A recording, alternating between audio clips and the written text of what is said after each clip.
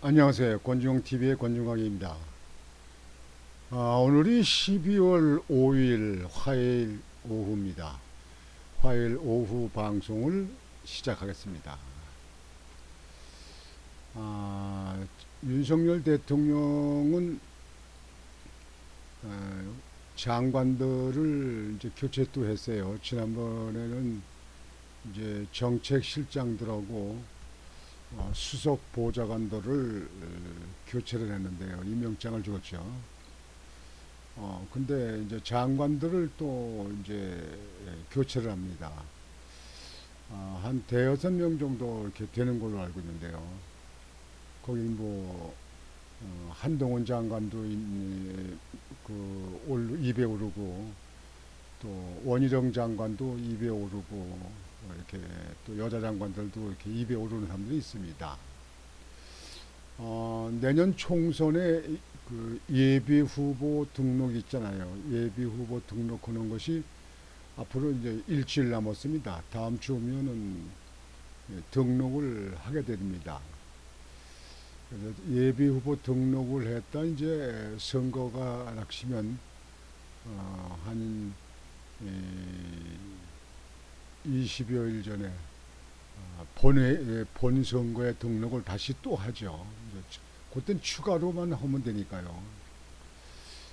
그래서 내년 선거를 대비해 가지고 국회로 나가서 할 사람들은 교체하는 것 같습니다.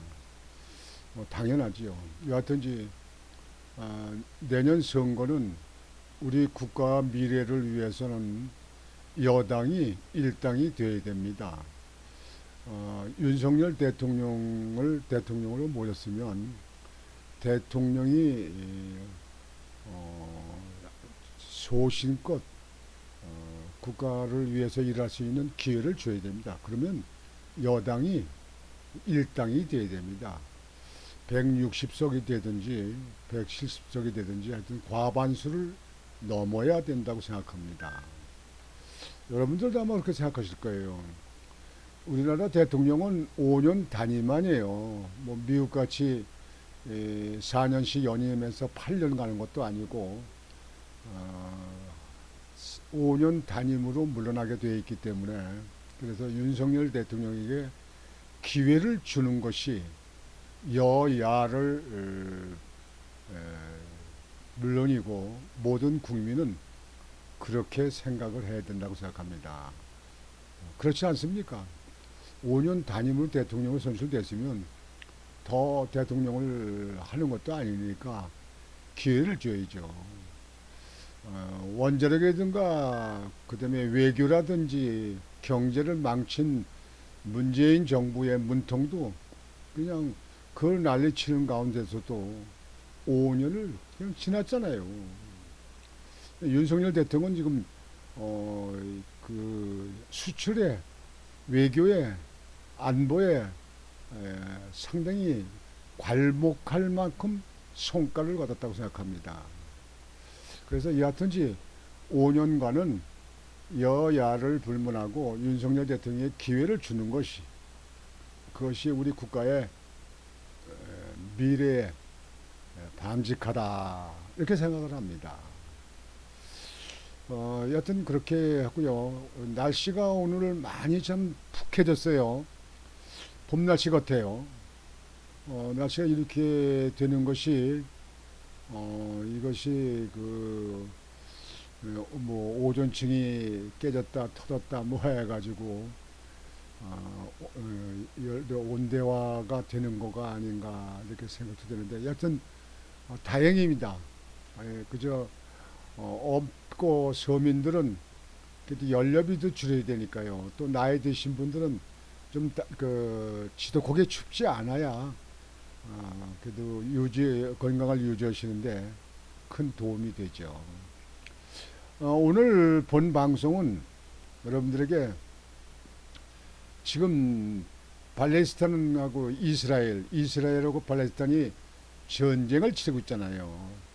그 팔레스타인의 그 강력한 그 하마스 정당, 하마스들이 아주 이스라엘에 대해서 공격을 해가지고 지금 전쟁을 치르고 이스라엘에서 폭격을 하고 뭐 그렇게 했잖아요. 그랬는데 그 하마스들이 땅굴을 그렇게 지하 터널을 팠다는 거예요. 지하 터널을요. 수백 킬로랍니다. 수백 킬로. 여러분 수백 킬로가 얼마입니까? 그래서 부산까지가 400 킬로 정도 조금 넘는데요. 수백 킬로를 뚫었다. 그 터널이요. 그러니까 이스라엘에서 그 터널을 다 조사를 못 하는 것 같아요. 물론 그 안에 뭐 폭파장치도 한 대도 있을 거고 무기를 가지고 있고 또 그 무장 그 하마스 대원들이 거기 잠복해 있는 사람들도 있고 이렇게 할 테니까 터널 다 조사를 못 하는 것 같아요. 그래서 생각하고 해낸 것이 그 지하 터널에 그 지중해에 있는 바닷물을 갖다가 펌핑해서 그 바닷물을 갖다 집어넣어서 그 지하 터널에다 바닷물을 채운다는 얘기죠. 뭐 몇 주일이면 다 채운다는 거예요. 물은 이제 계속 흘러가니까요. 물론 터널 또 막으면 또 그게 막히는 경우가 있겠죠. 여하튼지 물을 채운다는 거예요. 그거를 지금 계획을 검토 중이다. 그런 얘기예요. 그러니까 지금 하마스들이 하마스 무장 단체가 정당이죠. 이게 팔레스타인 정당. 하마스들이 지금 이스라엘의 이스라엘 국민들을 볼몰 잡고 있잖아요. 그래서 지금 하마스 대원들이 이스라엘 국민들을 지금 현재 그 무장 괴한들이 좀 해서 그 사람들을 갖다가 지금 현재 납치해가지고 가 있는 사람들이 있는데요. 지난번에 100명인가 100명인가를 돌려 석방하고 그리고 지금 아직도 뭐 150명이 남았다고 합니다. 150명. 그러니까 그 이스라엘에서는 아주 끝장을 보려고 하는 겁니다. 끝장을. 이스라엘 아주 그 민족이 아주 또 그런 데 대해서는 또 아주 지독하죠. 그래서 하마스의 그 지하 터널을 물을 채워서 이제 그 하마스들을 전부 다 체포하는 소탕하는 그런 계획을 세우고 있는 것입니다. 예. 물로 채운다. 근데 그 지중해 바닷물로 채운다. 그러면은 저의 생각은 그 바닷물을 갖다가 그 터널에 사람들이 다닐 수 있잖아요.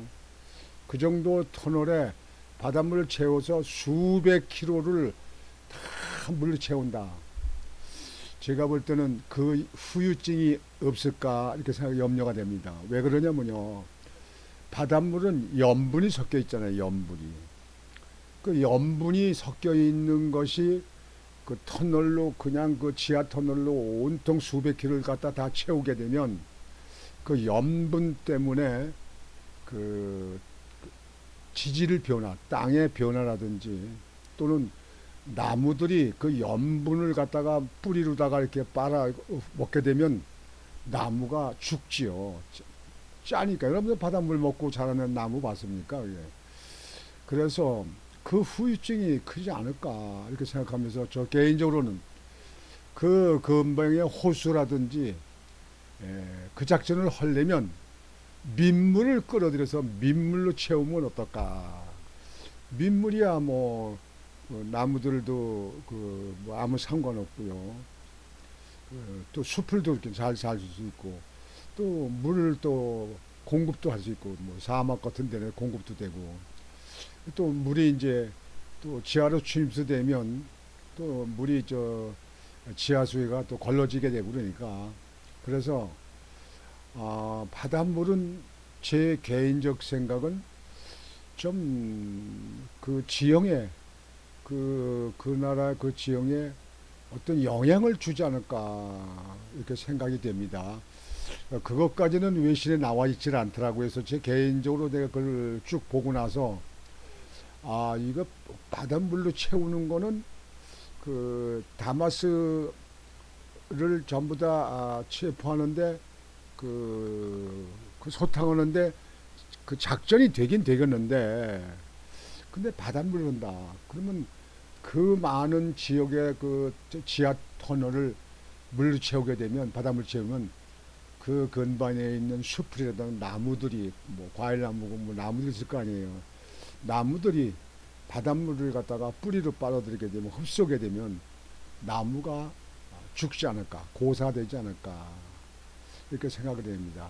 그래서 그 작전을 거기까지 생각을 안 했는지 했는지 모르겠어요. 근데 거기에 대해서는 외신 보도에 나온 게 없어서 저 개인적 생각으로 그렇게 하고 있습니다.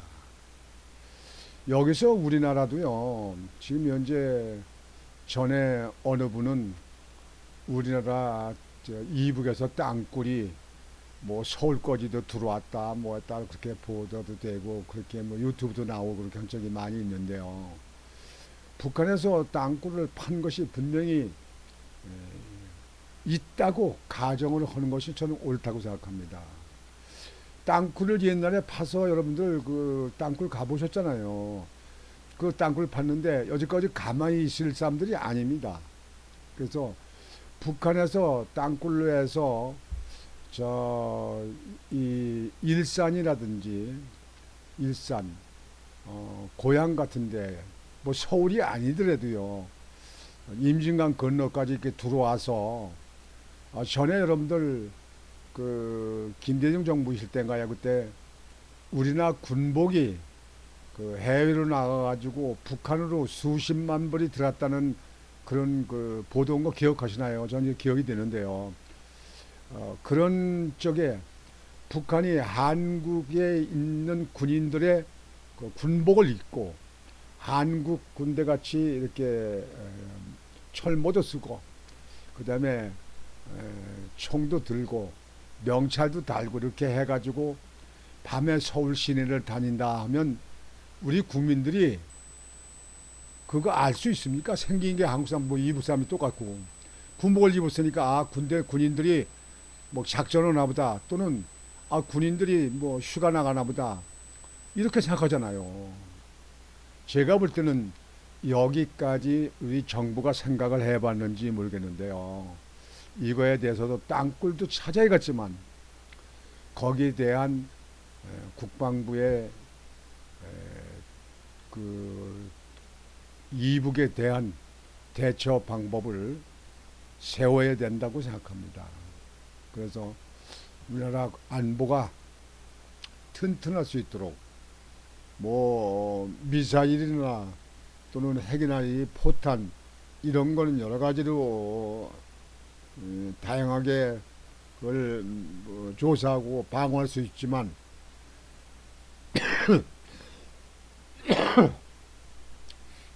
죄송합니다.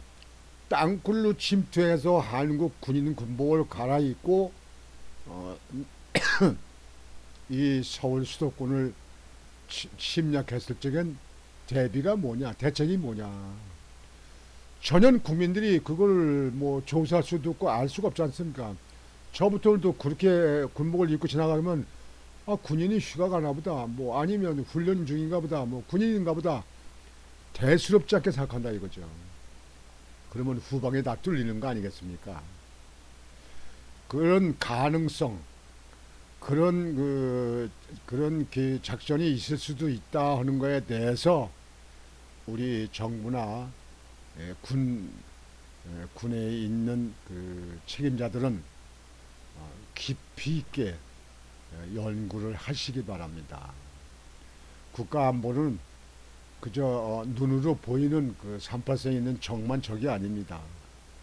그저 남한으로 잠수함 타고 들어와 가지고는 간첩들이라든가 또는 한국군으로 가장 오고서 어쩌면 이제 남한을 침투하는 경우, 이런 경우엔 도대체가 국민들이 막을 수가 없습니다.